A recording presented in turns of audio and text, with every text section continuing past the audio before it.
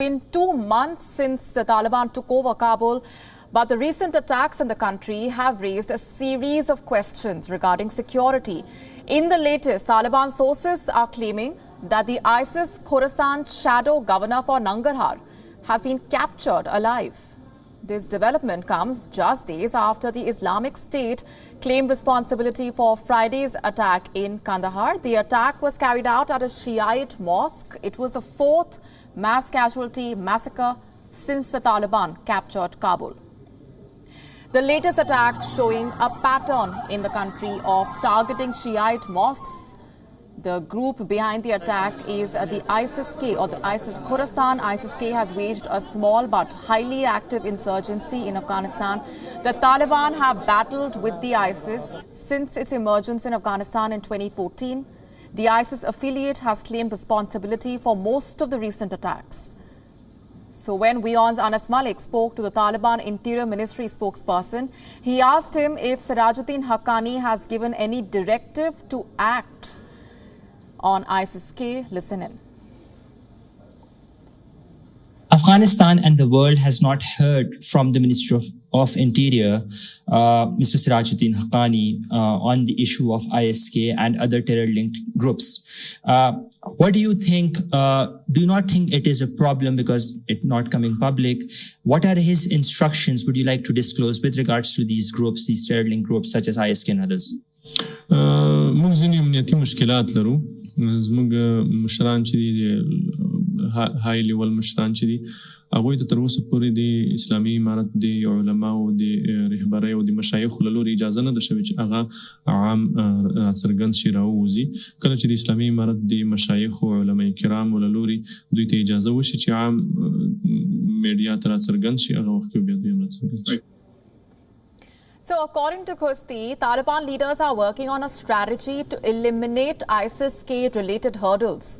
This comes as the Moscow format meet on Afghanistan is scheduled to take place on the 20th of October in the Russian capital. This is the first edition of the dialogue since the Taliban takeover of Afghanistan.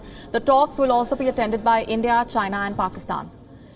Meanwhile, former Afghan President Hamid Karzai has said that Taliban needs internal legitimacy in order for it to gain international recognition. He said it can only be achieved through the expression of the will of the Afghan people, either in the form of elections or holding the Loya Jirga. Legitimacy within our own country for this government or for any other government is the foundation of recognition by countries and the international community. And how to bring about legitimacy within the country is, of course, premised on either an election or, in case of Afghanistan, especially under the current circumstances, the expression of the will of the Afghan people through the Loya Jirga. And the introduction of a constitution, and so on. And for more on this, our correspondent Anas Mallick with us from Kabul. Anas, what more do we know about the Taliban's claims at this point?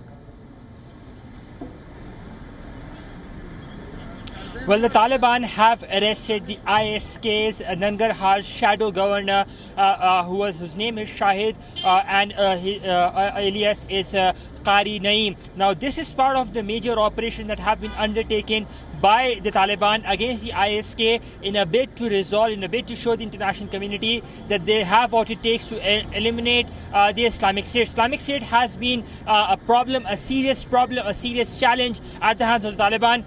Yesterday we saw the Islamic State raising their flag in Afcha and another district of Jawzjan province in the north of the country. Today we saw the Deputy Defense Minister Mullah Fazal Akhund visiting Jawzjan and meeting the Taliban men over there in order to assure them and take an account of the security situation.